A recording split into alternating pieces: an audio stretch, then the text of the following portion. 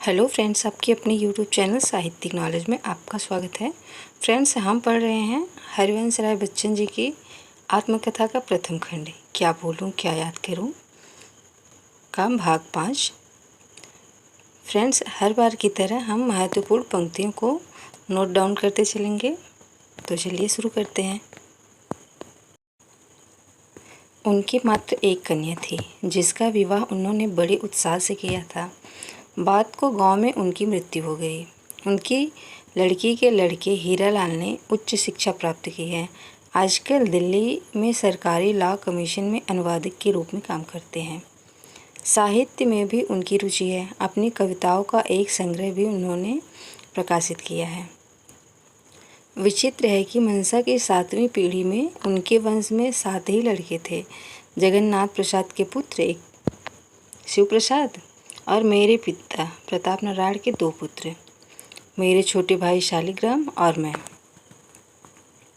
1926-27 में जब हमारे मोहल्ले और घर के आसपास बड़े पैमाने पर पैमाइशें होने लगी और यह सुना जाने लगा कि हमारा मकान नई निकलने वाली सड़क में आ जाएगा, तो मनसा के तिलहर के गुरु महाराज की बात बार बार याद की गई कि उन्होंने केवल 7 पीढ़ी तक वहाँ हमारे रहने की बात कही थी।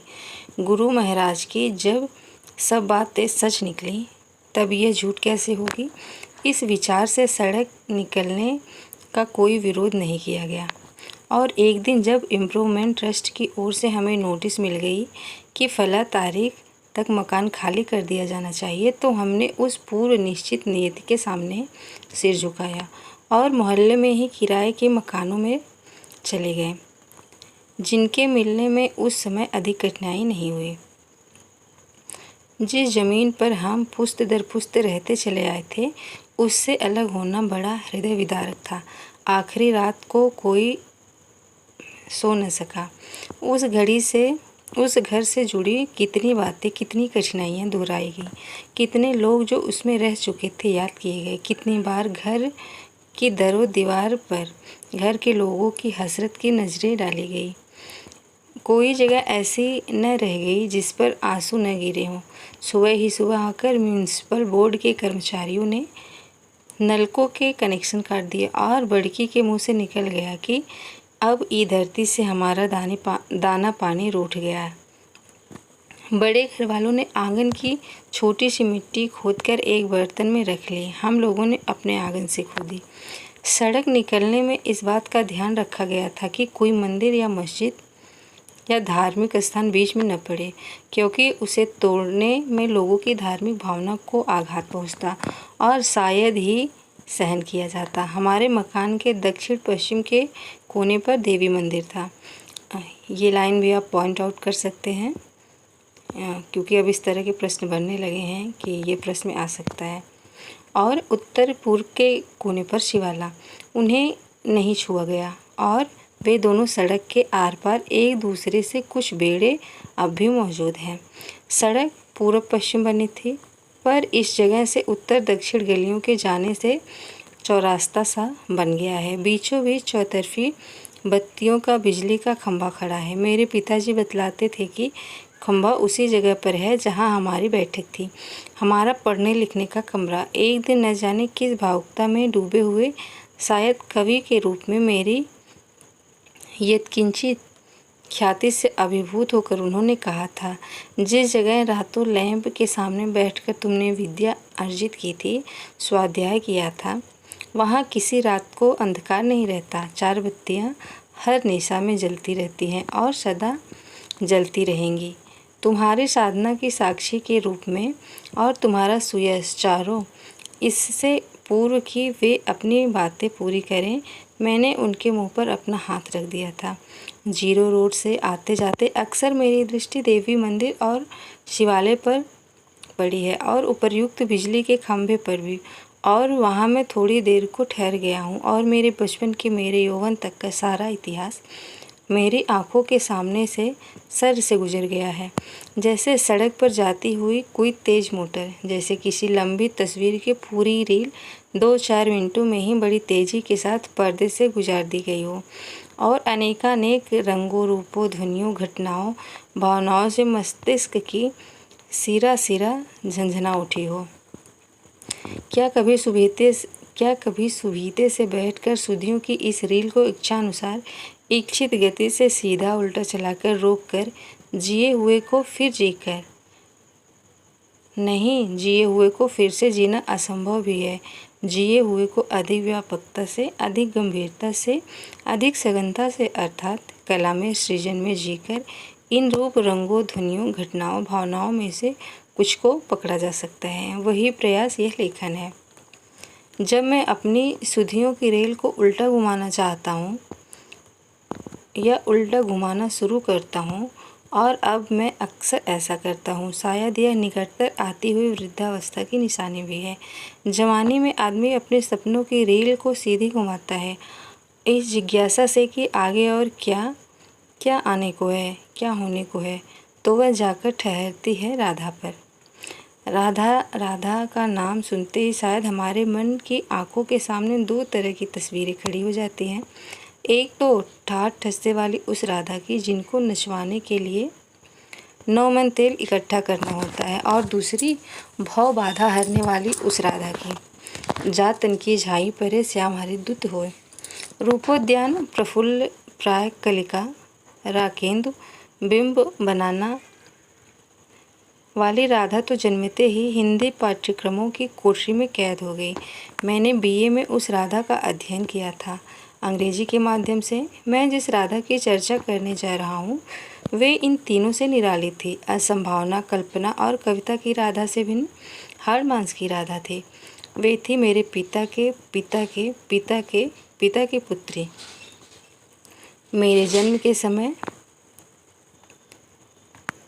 20 कम 100 बरस की बूढ़ों की बुआ, अधेड़ों की बुआ, दादी, बच्चों की बुआ, परदादी, सन से बालों वाली, झुर्री भरे गालों वाली। बहुत कोशिश करने पर भी याद नहीं पड़ता कि मैंने किसी को उनका नाम लेकर उनके बारे में कहते या उन्हें संबोधित करते सुना हो। बड़ों का नाम लेना उस समय बड़ी बदतमीजी समझी जाती थी और उनके चारों ओर सभी उनसे छोटे थे, पर उनका नाम जग जाहिर था। कारण यह था कि अपनी वृद्धावस्था में पहुंचकर राधा ने तृतीय पुरुष में बोलना आरंभ कर दिया था। कहना तो चाहिए कि तृतीय स्त्री में। हमारी सभ्यता पुरुष प्रधान है। इसे कोई व्याकरण से सिद्ध करना चाहे तो एक सबूत यहाँ है। वे कहती राधा से कौनों के घर के छिपी नाय है, ये बात राधा के मन के नायब है। आदि आदि। याद तो मुझे उस समय की क्या होगी, पर कुछ उन्हीं के बताने, कुछ औरों से सुनने के आधार पर मैं कल्पना करने का प्रयत्न करता हूँ कि मेरे जन्म के बाद सौरी में खाट पर चित्त लेटा हुआ हूँ, जगत पर विस्मित चितवन डालता, और वयोवृद्धा राधा अपने पिता से 5वीं पीढ़ी के पहले पूत का मुंह देखने के लिए चवन्नी भर सोने की प्रतीकात्मक सीढ़ी पर अंगूठा रखकर मेरे ऊपर झुकी हैं। उन्होंने मुझे आंख गड़ाकर देखा और गदगद कंठ से उद्घोषित किया, बेटवा तो साफे अपने आजा पर परा है, जिए अमर होए। और फिर उन्होंने अपना जोड़ा बटोरा सारा रुपया पैसा मेरे ऊपर वार कर बांट दिया है। उस दिन की स्मृति भले ही न हो, पर आत्मचेतना के पहले दिन की तो है ही।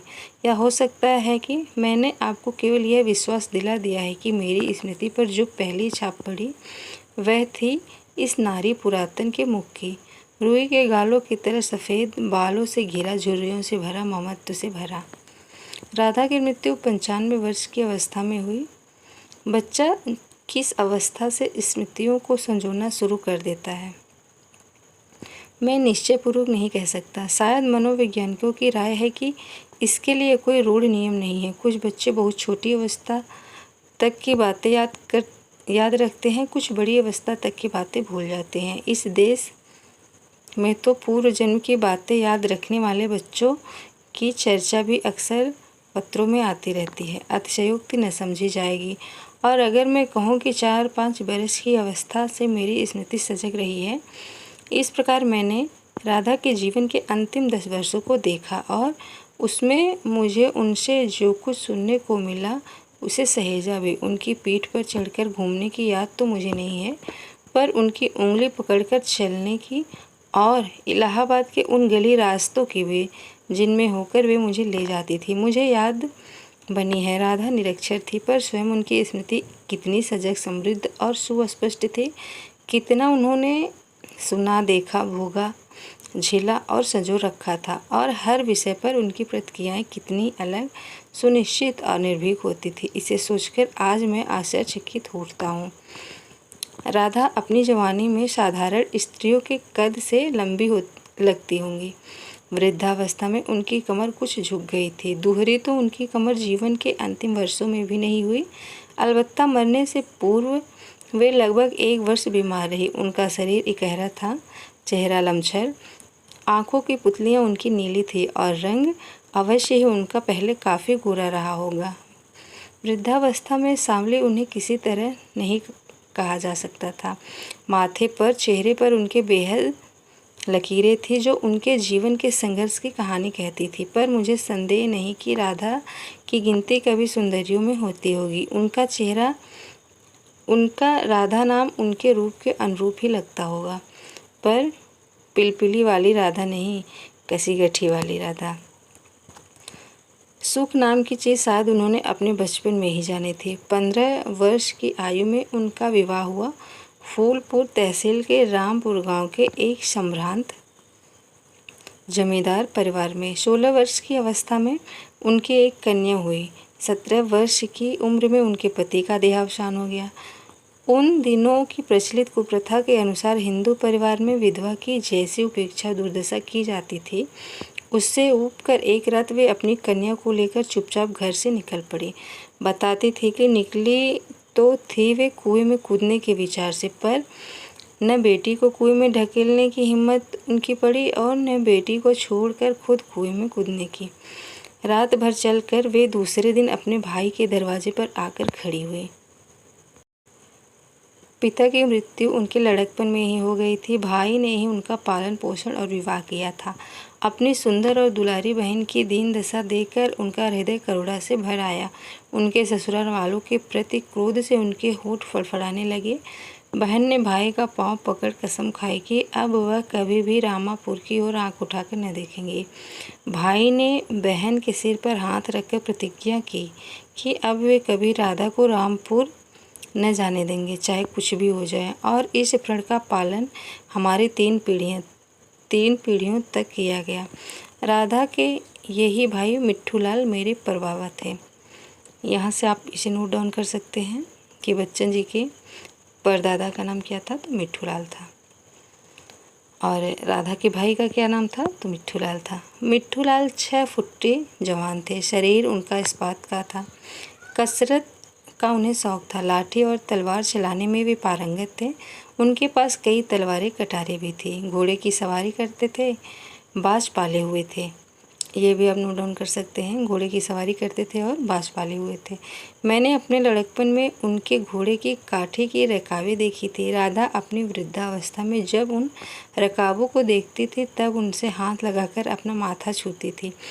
इन्हीं रिकाबन पर भैया पाँव रखत रहे। स्वभाव से बड़े ही क्रोधी थे। बाहर के लोग उन्हें जाबिर और जल्लाद तक कहते थे। मशहूर था कि उनके पेशाब का चिराग जलता था। उनके हुक्म पर से खड़ी होती थी, परंतु अपनी बहन के साथ मिट्ठूलाल अत्यंत कोमल थे।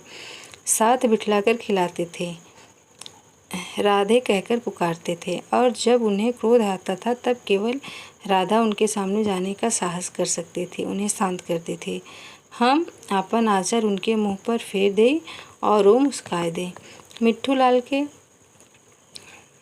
मिट्ठूलाल के बारे में ऐसा राधा कहती थी कि जब मिट्ठूलाल क्रोधित होते थे तो राधा ही बनाने जाती थी और अपने आंचल को उनके मुंह पर फेर देती थी। मिट्ठू के घर में राधा का पाँव पड़ना बड़ा शुभ हुआ। थोड़े दिन बाद ही वे कंपनी सरकार में शहर के नायब कोतवाल के नायब हो गए। मेरे लड़कपन में मोहल्ले के बड़े बूढ़े उन्हें नायब साहब के नाम से ही याद करते थे। पुलिस की नौकरी उनके गुण स्वभाव के अनुरूप ही थी। कानून और अधिकार की अनभिज्ञता के उस जमाने में बल प्रयोग और जोर जबरदस्ती से ही बहुत से मामलों का निपटान किया जाता होगा। नायब साहब अपने दबंग रूप और आतंकपूर्ण गुणों के कारण सफल अधिकारी सिद्ध हुए होंगे। चोर डाकुओं बदमाशों से उनकी मुठभेड़ और विजय की न जाने कितने किस्से राधा ने मुझे सुनाए होंगे। भाई के नायब हो जाने से राधा ने व्यक्तिगत रूप से भी बड़ा बल संचय किया। ससुराल वालों का डर उनके मन से निकल गया। उन्होंने राधा को वापस बुलाने का प्रस्ताव कभी न रखा। उल्टे वे फसल के दिनों में आम, बड़हल, कटहल, भुट्टे, बाजरे की बालें, मटर की छिमियाँ आदि भेजा करते थे। ससुराल में ब्याह शादियों में हुई ससुराल में ब्याह शादियाँ हुई, मौतें हुई, न्योते आए, खबर आई, राधा ने अपनी कसम न तोड़ी। नायब साहब ने काफ़ी धन कमाया और राधा की शब्दावली में किला जैसा बड़ा मकान बनवाया, चौखंड दुमहला। उन्होंने रामबाग में एक शिवाला भी बनवाया। रामबाग के हनुमान मंदिर के प्रवेश द्वार से घुसते ही बाईं ओर को यह शिवाला आज भी मौजूद है। सामने कुआं है। नायब साहब शिव के उपासक रहे होंगे। उनके घर में लड़का हुआ तो उनका नाम उन्होंने भोलानाथ रखा। यही मेरे बाबा थे। लड़की हुई तो उसका नाम भवानी रखा। राधा की बेटी का नाम महारानी था। ये सभी लाइनें मोस्ट इम्पॉर्टेंट है, इनको आप नोट डाउन ज़रूर करते चलें। भोला, भवानी, महारानी, नायब साहब, नैबाइन और राधा के लिए उस किले जैसे मकान का एक खंड ही काफ़ी था। मकान का दूसरा खंड नायब साहब ने अपने चचेरे भाई के नाम कर दिया, जिनके पौत्र जगन्नाथ, मुरलीधर, मोहनलाल और गणेश प्रसाद हुए। दूसरे चचेरे भाई इसी समय जैनी सेठ के परिवार के कारिंदा के रूप में चफरी जा बसे। तीसरे खंड में उन्होंने एक ब्राह्मण को बसाया। ब्राह्मण को क्या बसाया, उन्होंने मेरे भाग्य की एक रेखा ही डाल दी। बनूं मैं इसके कितने पूर्व बनी, खयाम की मधुशाला। पर इस पर आगे चौथा खंड और पिछवाड़े के बहुत से हिस्से खाली ही पड़े थे। ये जितने भी लाइन हैं इनको आप पॉइंट आउट करते चलिएगा, जिससे कि रिवीजन में आपको आसानी होगी। नायब साहब को धन जोड़ने का मोह नहीं था। उन्होंने जैसे कमाया वैसे खर्च भी किया। राजसी प्रकृति के आदमी थे, शायद व्यसनी भी। उनके दम से चौक के 2-4 कोठे आबाद थे। इसका अर्थ मैंने बहुत बात को समझा। उस समय के समाज में ऐसा व्यसन संपन्नता का चिन्ह समझा जाता होगा। नायब साहब आनंदवादी आदमी थे, खाने पीने लुटाने में हर वक्त हाथ खुला रखने वाले। उन्होंने अपने लड़के की शादी बड़ी धूमधाम से मिर्ज़ापुर में की। लड़की की रायबरेली के अकुड़िया गांव में। वहां जाने के लिए ऊंचा घर स्टेशन पर उतरना पड़ता था।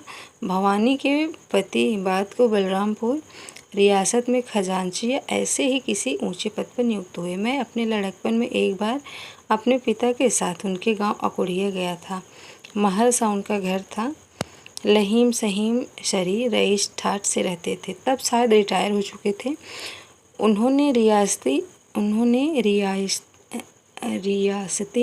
रहन सहन जीवन के मुझे बड़े दिलचस्प किस्से सुनाए थे। एकाधिक अवसरों पर उनके सपत्नीक घर आने की भी याद है। नैबाइन स्वभाव से कंजूस थी। वे जब तब नायब साहब की खर्चीली आदतों पर हाय करती थी, तकरार करती थी, पर उनसे पार न पाती। फिर भी ऐसा कहा जाता था कि नैबाइन ने हंडिया भर असरफी इकट्ठी की थी और उसे बिना किसी को बताए उस लंबे चौड़े घर में कहीं गहरे गाड़ दी थी। नैबाइन की मृत्यु अचानक हो गई और इस हंडिया के लिए 3 पीढ़ी तक समय समय पर अपनी कभी यहाँ कभी वहाँ कभी कई जगह खुदाई होती रही, पर उसका कोई पता न चला। अंतिम बार ऐसा प्रयत्न बड़े गुप्त ढंग से मेरी बहन की शादी के समय में मेरे पिताजी ने किया था, पर कोई सफलता न मिली। नायब साहब की मृत्यु अधेड़ अवस्था में हुई। अपने अक्खड़ स्वभाव का परिचय उन्होंने मृत्युशैया पर भी दिया। गोदान कराने के लिए जब गाय लाई गई तो उन्होंने उसकी पूँछ पकड़ने से इनकार कर दिया। बोली अस्फुट हो गई थी, हाथों से लगाम का इशारा करके बताया कि घोड़ा दान करना चाहते हैं। पुरोहित, ये लाइन भी आप पॉइंट आउट कर सकते हैं कि मिट्ठूलाल ने गोदान नहीं लिया था, मरते समय घोड़े का दान मांगा था। पुरोहित बड़े पेश में पड़ा, पर मरते समय भी उनकी अवज्ञा करने की हिम्मत किसी में नहीं थी। घोड़ा ही दान किया गया और कुछ ऐसा हुआ कि उनके मृत्यु के तीसरे दिन उनका घोड़ा मर गया और उनका पाला हुआ बाज भी। ये लाइन भी आप पॉइंट आउट कर सकते हैं। अंतिम बात जो उन्होंने पुत्र से कही थी वह यह थी कि राधा को मान के साथ रखना और उनकी बेटी का ब्याह कर देना। राधा अपने भैया की बात करते न उगती न थकती थी। वर्णन की कला पर उनका ऐसा अधिकार था कि सुनी हुई बातों को भी उनसे फिर सुनने में रस आता था। अपने चारों ओर के किसी व्यक्ति को नायब साहब जैसा न पाने के कारण वे मुझे किसी दंत कथा के नायक से प्रतीत होते। उनकी कथा सुनते सुनते मेरे बाल मन में ऐसी कल्पना जागी होगी कि मैं बड़ा होकर वैसा ही मजबूत बनूंगा, वैसे ही घोड़ा दौड़ाऊंगा, वैसे ही तलवार चलाऊंगा, वैसे ही चोरों बदमाशों का सामना करूंगा, वैसे ही आत्मविश्वस्त और निर्भीक होकर जीऊंगा, आनंद से विचरूंगा। तो कोई आश्चर्य की बात नहीं है। रक्त का कितना असर होता है कह सकना कठिन है। बहादुर की संतान कायर होती है, कबीर के वंश में कमाल उपजता है, पर बचपन में पड़े संस्कारों का असर किसी न किसी रूप में जीवन पर बना रहता है, प्रकट भी होता है। 6 वर्षों तक जो मैं यूनिवर्सिटी ट्रेनिंग कोर में रहा, तो पिछले महायुद्ध के समय हर गर्मी की छुट्टियों में, कितने वर्षों तक यूनिवर्सिटी ट्रेनिंग कोर में रहे हैं बच्चन जी, तो 6 वर्षों तक। इस लाइन को भी पॉइंट आउट कर लीजिएगा। रेगुलर ब्रिटिश यूनिटों से संबद्ध रहकर जो मैंने आधुनिक हथियारों को चलाने की शिक्षा ली, मैं कलम और बंदूक चलाता हूँ दोनों। उसमें मेरे प्रारंभिक सपनों की कोई प्रेरणा होगी, इसमें मुझे संदेह नहीं। अभय अदम्य पराजय रहने के प्रति जो मेरी यत्किंचित आस्था है, चाहे फिर चुनौती किसी स्थूल शत्रु से आए, चाहे किसी सूक्ष्म समस्या, परिस्थिति अथवा कार्य के रूप में, उनका मूल भी उन्हीं संस्कारों से होगा। वे कभी कभी मेरी पंक्तियों में भी उतर आए हैं। पंक्तियाँ तो बहुत हैं इस रचनाओं में फ्रेंड्स, और इनको नोट डाउन जरूर करते चलिएगा, क्योंकि इन पंक्तियों को देखकर पूछा जा सकता है कि किस रचना से संबंधित है। पंक्तियाँ इस प्रकार हैं। विवश जीविकोपार्जन को मैं हुआ न किस पथ का राही, पर मेरा वश चलता तो मैं होता कवि के साथ सिपाही। इसीलिए तस्वीर तुम्हारी वीर बसी मेरे अंतर मन में, या फिर अधिक स्पष्टता से इन पंक्तियों में उभराया। चाहता था मैं उन्हें निर्नाहरों की भांति जीवन को बिताना, प्रीत करना, गीत गाना, मस्त रहना, शत्रु को नीचा दिखाना। बस वजह की जिंदगी का भेद कोई खो चुका, वरना वही मैं विश्व को चिंतित बनाता, विश्व चिंता का कि जो डेरा हुआ हूँ। किंतु यदि संस्कार मुझको छेड़ता है, घेरता सिर दर्द बनता, तो बिना संदेह मेरा काम पहला है। अगर मैं मर्द बनता, सामना उसका करूँ मैं और घुटनों के तले उसको दबाऊं। सब जगह असमर्थ हूँ मैं, इस वजह से तो नहीं तेरा हुआ हूँ। रागिनी मत छेड़ मुझको, आज मैं छेड़ा हुआ हूँ। तो फ्रेंड्स, इस सेशन में इतना ही। हरवंश राय बच्चन जी की आत्मकथा क्या बोलूँ क्या याद करूँ कि आगे की घटनाओं को हम अगले वीडियो में पढ़ेंगे। इनके बहुत से घटनाएं इसमें ऐसे हैं जो हृदय विदारक भी हैं, जैसे अभी तक की घटनाओं में घर छोड़ने की बात है, जो कि सड़क में आ गया था। और फ्रेंड्स, यदि ये वीडियो आपके लिए उपयोगी है तो प्लीज़ चैनल को लाइक, सब्सक्राइब और शेयर ज़रूर कीजिएगा। लाइक, सब्सक्राइब और शेयर करने से आपका कोई अलग से खर्च नहीं लगता है, ये फ्री है। तो प्लीज़ लाइक, सब्सक्राइब और शेयर ज़रूर कीजिएगा। Thanks for watching.